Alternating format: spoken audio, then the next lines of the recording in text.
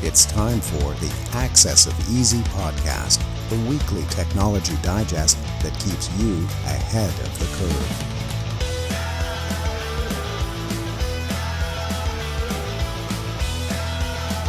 Brought to you by EasyDNS.com. Welcome back, everybody, to the Access of Easy podcast. This is the latest and greatest in data breaching and overreaching. My name is Joey. Len, did you know that there's a push, I read in the New York Times just now, to make everyone measure obesity without using BMI? I wonder who's behind that. Is big obesity behind that that push, you think? What are they going to measure it? And what's new measure? Probably, I'm guessing it's not going to be a tape measure either. So I don't know. Vibes? Maybe if your vibe is good, you're not fat. What if somebody has a big honker, right? And does this have to be also taken into consideration because that's added mass, right? Like if you you're saying if you just take out your hammer, like then maybe you're under your See, this is all part of it, right? Like it's all mass, and it's hard to calculate that. So if you are a lucky enough individual, and somebody will call you tripod for example, like right? So there are good measurements, but it's not a perfect way of figuring things out. That's what I'm trying to get at. Fair enough. Yeah, we got to find out. Yeah, if they're counting the hog in there too. Anyway. So, 4 stories this week. The quote from last week, first as always, ability is what you're capable of doing. My site is getting so bad. I have to make the font bigger here. Ability is what you're capable of doing. Motivation determines what you do. Attitude determines how well you do it. That's by Lou Holtz. Our winner is T-Piece. Congratulations. I doubt that's what's on T-Piece's driver's license. Contact lenses, Joey. Contact lenses. I want glasses. I can't imagine putting contacts in. This week's quote. For life makes no mistakes and always gives man that which man first gives himself. Deep. If you knew who that was from, put it in the comments. No searching, no Googling. You know the drill. Encarta Encyclopedia only. And you get your next round of renewals on EasyDNS. I'm in the mood for quotes this week, Len. I've been playing a lot of Civilization 7 the last That's where you need the glasses or contacts, Joey. Yeah. And you know what you're going to need it later on is if you still want to play sports and want to play at night. Yeah, because for me that's the biggest thing. I mean, it's hard for me to play tennis without glasses at night, but I wear contacts and it's perfect. And it's once you figure out how to do it, like a few times, you could do it. Hang on a minute. You're telling me a guy like you, a guy who's like, you might be the biggest vintage sports buff that I know. You know everything about every sport before 1990. You're telling me you aren't into the Horace Grant goggles for tennis or other sports? No, because sweat gets on it and it's horrendous. So once you do it once and you realize once sweat gets on it and it just ruins your vision, you go to contacts, and once you have good contacts on, you could easily put sunglasses on and off.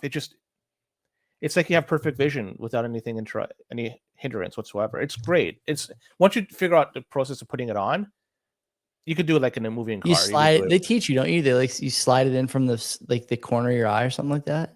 I put it on the corner, and then I just look straight, and it just pops in.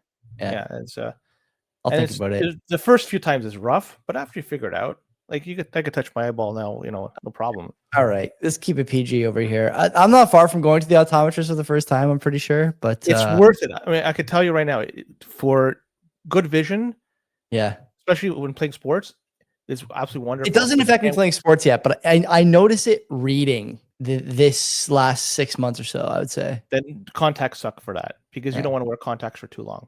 Mm-hmm. Your eyes have to breathe. Yeah, they dry out, right? So everyone says. It's not dry. They have to breathe. It just that's the nature of it. So you can't, like, if you take a shower with it, you're screwed. You take a nap, you're screwed. Like there's things you can't do with contacts. So yeah. Anyways, let's move on. Class is faithful. 4 stories. Where do you want to start? Can we start with this 21-year-old kid? Yeah. It's a messed up story about this guy. This is great. I can't believe this. This young male Syrian refugee, and he was duped into working for a dating app company. Now, how he got sucked into working there, it's interesting. I don't think it's totally relevant though, like how he got sucked in. It's just the story itself of that. I mean, it's interesting, right? Like the pictures of it, of the sleeping quarters and so forth. Like it's an interesting setup what they have there. But the gist of it, this guy's been working for a dating app company, and he's been pretending to be a female, looking for love in all the wrong places and trying to attract men and have them open up their wallet. So the online dating world, right? It's full of fakes and hoaxes, and this is just an example of that. This guy came out and is trying to shine a light of this, and really what they're trying to do, a lot of these dating apps, is just through these hoaxes, is try to dupe people into giving money. And there's a lot of people that are lonely or horny or both, and they're willing to pay whatever it takes to just initiate some type of online relationship, online commitment, online anything, right? So the people running these scams, it's funny, they're also trying to get victims to buy cryptocurrencies apparently. And I'm looking at that. What could they do with these cryptocurrencies? Well, I would imagine it's a pump and dump, because a lot of this is thinly traded. If you have somebody dump another, say, $1,000 in a newly minted coin, that could certainly move the market of that coin, and then the people that are the pre-miners, they're able to take advantage of that. So it's just another example of people getting screwed in this whole process, and they're not getting screwed the way they want to get screwed. They're getting screwed by giving up money and getting nothing in the end. But the story mentions that the one employer had 1,000 people working for them to scam lonely folks on the internet. And really, this is just a way of doing things. People are losing touch with humanity. Gone are the days where you go out and you meet somebody at a bar or wherever. Now, all these communications, all these initial meetups is done online through these dating apps and whatnot. So, unfortunately, this is a trend in the wrong directions for humanity. And as such, you have a lot of these hoaxes out there, a lot of people scamming people, taking advantage of people that are lonely and having them open up their walls. Some of the pictures were funny, where she had the nice car behind that, she was just, how could somebody that has money is able to try to say, oh, I'm lonely, I'm looking for love on the internet, get out of here. Clearly it was a scam. Just people can't see the scam from reality. It's funny. But either way, if you're doing dating apps, get away from that. This is, you didn't want to talk about the way the guy got sucked in. We don't have to, but it's interesting, but it's really not part of the story, I think. The living quarters, though, are nuts. I this, like the curtain. Yeah, it's like this. Looks like a Brampton apartment. There's just tons of high. It's like there's enough sleeping area. I mean, enough in quotations, I guess, for 5 people. It looks like in maybe a 10 by 10 ish space, beds, and the privacy that you have is the blanket draped over you. This is nuts. Looks like a bit of a cubicle farm, and then, like you mentioned, they have a model there that's supposed to, show the victims that they're not being scammed. What are the odds that model is not being forced to be there? Got to be close to 0, right? Like, she's not stopping by on her way home from work for a couple extra bucks. She's in a bad situation, wouldn't you say? Is that your guess? Yeah, I don't think people are doing this willingly. No, just they're in the wrong spot because they don't have the proper status in the country. Yeah, maybe. And just funny because you would expect Dubai to not have this kind of. Why though? Why would you expect them not to have it? Because you kind of hear it's like a 2-tier society there from people who live there. Like our buddy from the other side of this universe, Bitcoin Gandalf. Dan telling us over the last year or so, it's like, if you're an expat, it's a really great place to live if you have a little bit of money. But if you don't, it's like destitution. So I kind of expect this, but I didn't think it would be this bad. I don't know how somebody could live there without any means. It's such an expensive place to live. And from what I gather, a lot of the jobs over there, as long as you're able to do something, even manual labor, you get paid pretty damn well. So, you know what I mean? Like this young Syrian refugee. Yeah. Why can't he just pick up a hammer and start working on a building that's going up? You know what I mean? Like there's so many more talking about hammers today. I can't believe it. Interestingly enough, so like this, there's lots of opportunities there. The city / country is growing like crazy. Money is pouring in. It's a lot of wealth. Yeah. Clearly, he has to do something. He's stuck in this. There may be true, maybe not. Who the heck knows? Because this guy's blowing a whistle. He's showing these behind the scene pictures. there may be some fabrication through this whole thing. Not only is he fabricated trying to be a female, maybe the story itself is a little bit fabricated as well. But it really just goes to show you there's a lot of shenanigans going on in the dating app scene. And more than anything, it's just, unfortunately, people are now flocking to that more than ever. And Totally. there's going to be a lot more people getting duped as a result and giving up money for nothing. Maybe the fix is giving more money to the Global Anti-Scam Alliance. What are the odds that's an oxymoronic name? Anyway, the story from that time. Maybe we can find out for what USAID is giving those guys in the next few days. Where do you want to go next? Gaza. All right. Google, they have agreed that they will not build AI for weapons or surveillance. And this is all from what's been shown on their website over the last week. So it looks like they came for this change of heart. And how did they come to this? Right? Like, what made them change their minds and how they're going to be building and using AI? I guess we can look not much further than who's in the White House right now. That's one reason. Yep. Yeah, they're talking about responsible AI. And, where was this talk a while back? It's responsible AI when they first started doing this. And I'm wondering, all this time before they pivoted, what sort of damage did they do to cause people to sway their opinions on important matters like climate, health, elections? Yeah. And they say, quote, they want to mitigate unintended harmful outcome and avoid unfair bias. So, yeah, this is now the new responsible AI, what they're trying to do. But why are they doing this? Maybe it's a way to try to appease the White House. Remember, it wasn't not too long ago that the Department of Justice has been throwing up the idea of cutting up Alphabet and maybe having them sell off Chrome or another valuable entity within their vast enterprise. And maybe this is one way for Google to say, hey, you know what, we're trying to do something and we don't deserve this treatment from the DOJ. The tides, they're turning right now. It's the past week or so, lots have changed. But remember, the winds are blowing this way today. Tomorrow, when they reverse direction, will Google reverse as well and pivot? Probably. They seem to be, that's what they do. That's the MO. Whichever way things are going, they'll go direct direction. So is Google doing this because they've seen the light? No. They just wanted to not feel the wrath of the White House. Okay. I agree with everything you said there, but I'm going to take it one step further.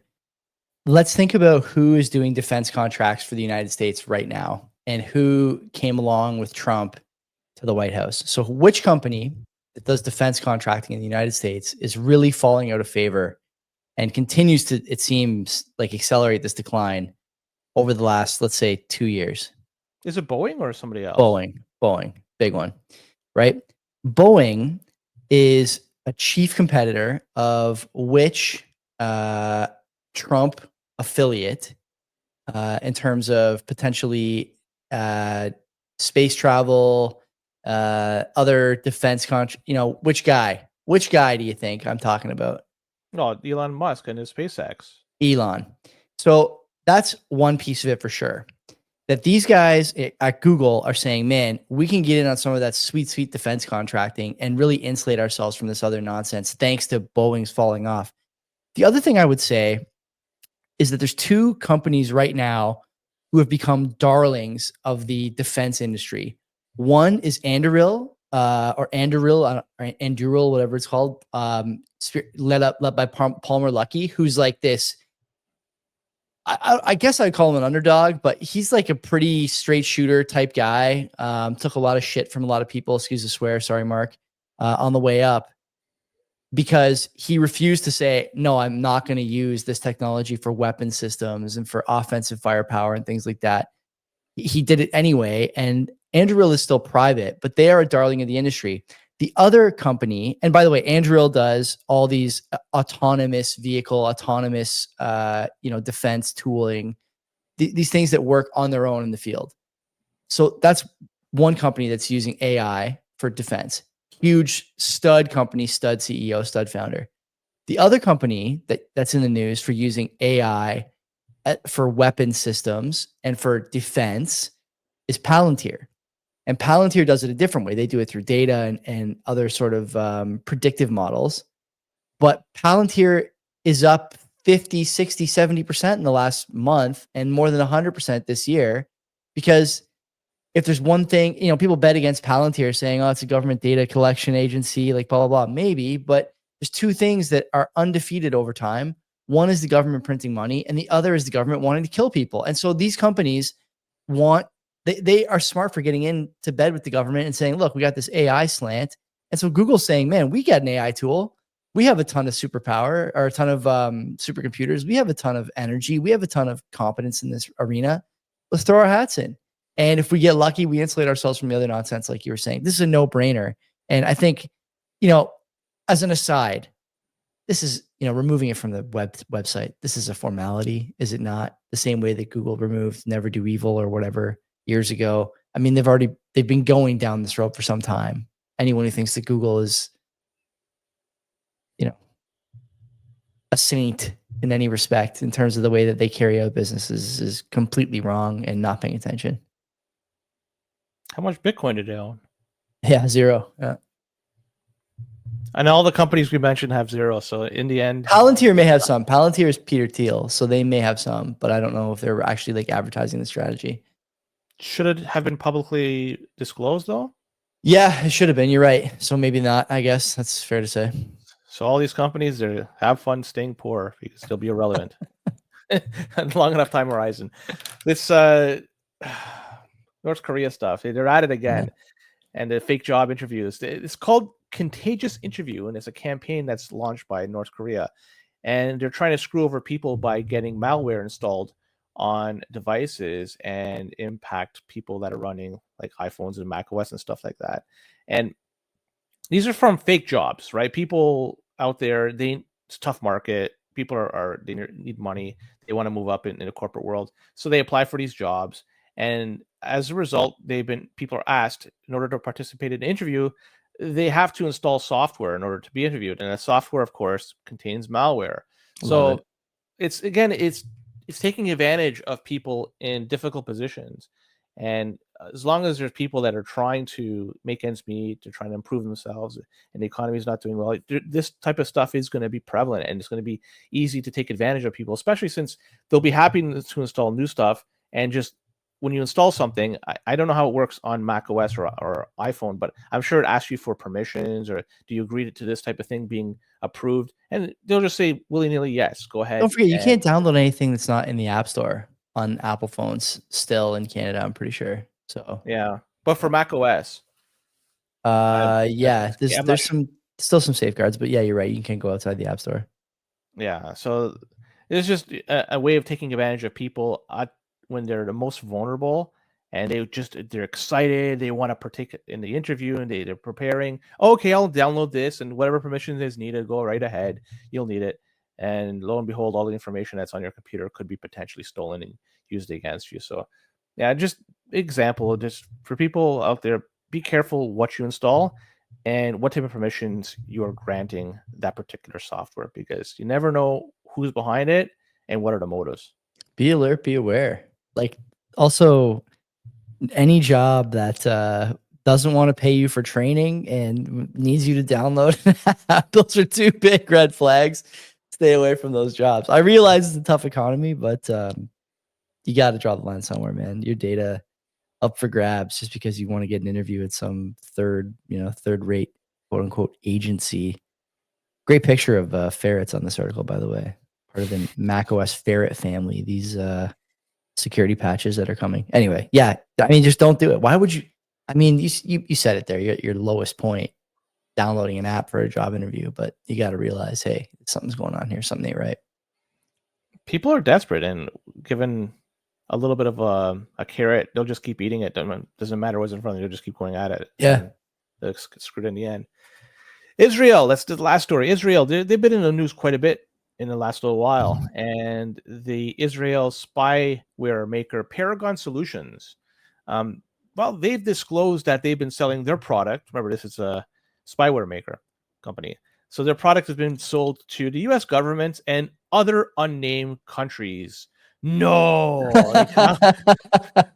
could knock me over with a feather. But they also say it's mainly its allies. It's being sold to mainly its allies. Doesn't mean it's exclusively its allies. So who the heck knows who else is being sold this. But one country in particular that has been sold this and is a customer of Paragon is Italy. And well, so who are they targeting?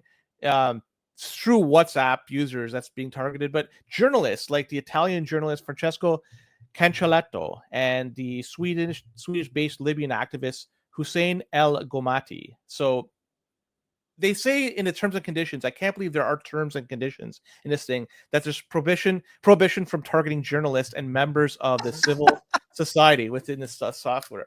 So clearly, whoever's been using this has been going against the terms of service by going after these journalists, because these journalists must have pissed off the wrong people, and now they're being subjected to this spyware. I love this story. You have this, right? There's so much here. Israeli company, spyware maker, U.S. company, U.S. customer. Italy's a customer, and a lot of their allies a customer. They're going after WhatsApp users. They're going after journalists, and then on top of that, there's a terms and service that you have to adhere to in order to use the software. But the reality is, come on, they're a customer. They are you going to be using? They're not going to be cut off from using this moving forward. They'll be told, guys, don't go after journalists moving forward. Okay, and they'll go after journalists again. Guys, what are you guys doing? It was a mistake. I thought they were working in a cement factory. So it's just, what can I say about this story? It's messed up from beginning to end, but it's funny nonetheless. How about the claim that they will cut off any person they find using those? Like, does anyone believe that?